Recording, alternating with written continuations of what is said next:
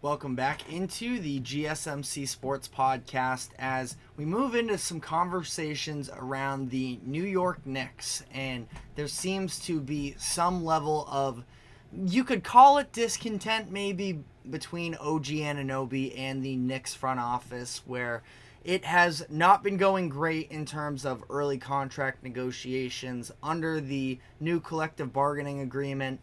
NBA teams are allowed to work out contracts with their current players before free agency officially opens. And it sounds like OG Anunoby will still be available by the time free agency officially opens, because they are not seeing eye to eye just yet, according to ESPN's Brian Windhorst. He said while making a guest appearance on Get Up that, quote, most people believe Anunoby will stay with New York, but there have been indications he may want to test the market because he's not thrilled with what the Knicks are offering. And this doesn't really surprise me ultimately, where OG Anunoby, it feels like he's been in the league forever, but he's still just 26 years old, and he could very much be in line for a massive contract extension, or a contract period, I should say, where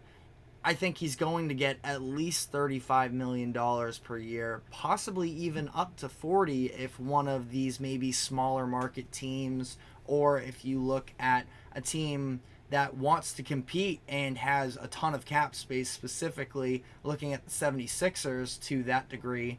But, there are going to be a number of suitors for him in free agency, and I'm not sure yet what the discussions have specifically sounded like between the Knicks and Anunoby, and I'm not saying that this can't eventually work out in a deal for the two of them, but it is a very interesting conversation where there is always a little bit of added pressure when you talk about trying to re-sign a player that you just gave up assets for in, talk about one season, but this was just half a year. So the Knicks ended up trading RJ Barrett, Emmanuel Quickley, and the number 31 pick in this year's draft. In return, they got Anunoby, Precious Achiuwa, and Malachi Flynn. Now they end up flipping Flynn in the Bogdanovich and Burks deal, but I think that it's interesting when you evaluate what they gave up in this type of a deal.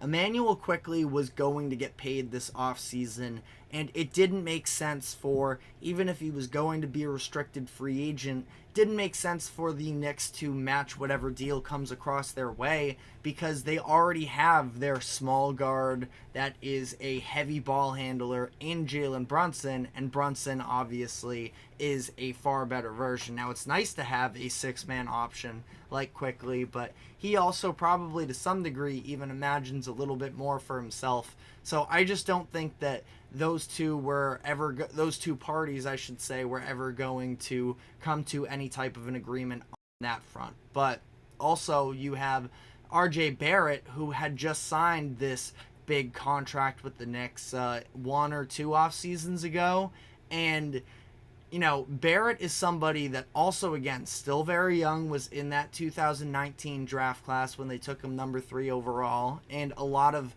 Knicks fans wanted to believe in RJ Barrett, and there's definitely still some room for hope, but at the end of the day, OG Anunoby kind of provides everything that RJ Barrett does, but at a more consistent and more elite level. So you were almost moving on from a second round pick in a year that everybody hates the draft, and a player you were going to lose in free agency for sort of your one trade chip player that you could see having a bigger role on your team, but you're making a direct upgrade at the position and also getting off a potentially bad contract. But that's where it ties back into Anunoby here, when ultimately, when you look at his career, he has been an incredibly, a player that has just impacted winning. And I believe he is one of those players that every single team could benefit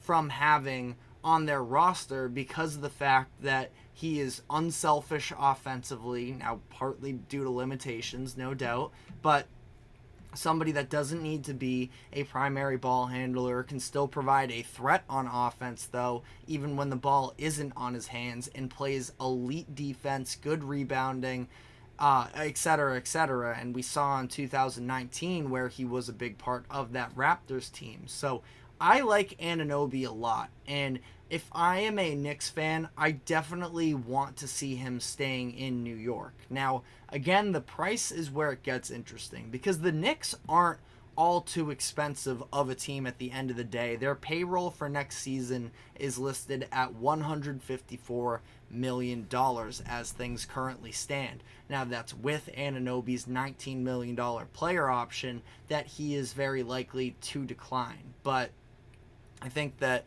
once you start paying a player that, and the big thing with Anunoby is sort of the lack of reliability in terms of injuries, because we've seen him, especially in recent years, sort of struggle to stay on the court. Now, in 22-23, he played 67 games, so pretty solid there for the most part, but he has only hit that mark once in the past 4 seasons. He's played in 43 games, 48 games, 67, and it was 50 this year, including the fact that he ended up getting injured, which obviously during the playoffs there were plenty of debates in terms of, is this Tom Thibodeau's fault for overworking his athletes and his players? That's very much on the table, especially considering, it's one thing, it's the playoffs, everybody's going to play heavy minutes, and that is expected. But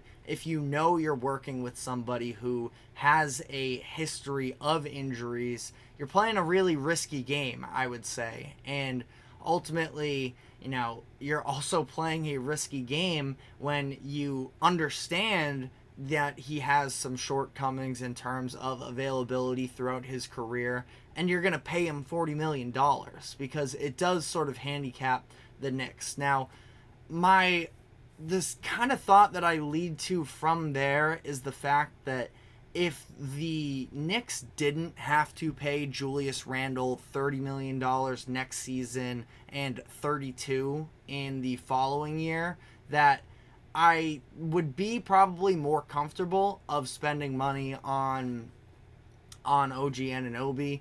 Now, Julius Randle is a very polarizing player in a lot of NBA circles, considering the fact that he's been All-NBA in 2 of the past 4 years. He's been an All-Star in 3 of the past 4 years, and he absolutely provides a level of offensive creation that doesn't always look perfect, but when you look at the Knicks and how they were performing in the postseason, they needed a second player to be able to step up and provide something to help Jalen Brunson, as opposed to him just having to create everything for himself and others.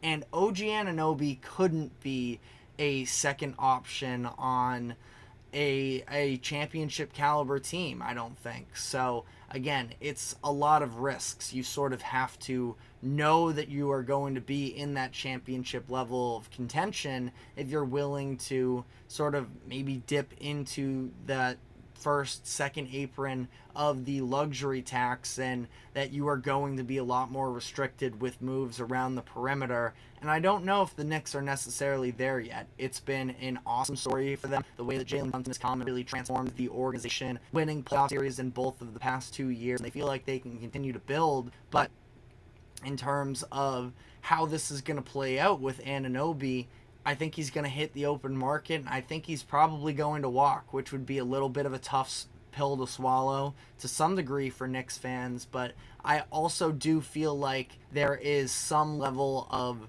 when you're talking about, the overall Knicks and whether or not they can afford to make a move like this, I'm not sure if OG Anunoby is somebody you want to put all of your eggs into necessarily. And it's a difficult conversation. I don't think that there's an easy answer necessarily for the Knicks. I would like to keep OG Anunoby. Maybe if you could trade Julius Randle for another player that you know is going to be able to be a little bit more of a secondary scorer. But, players like that don't just grow on trees. So let me know your thoughts in the comments section. But we did have another player that was a trade deadline acquisition actually re-up with his team in the past 24 hours, where Pascal Siakam earlier this morning signed a contract extension with the Indiana Pacers. So we're going to be diving into that, but first we're going to take a quick break. Don't go anywhere. We will be right back.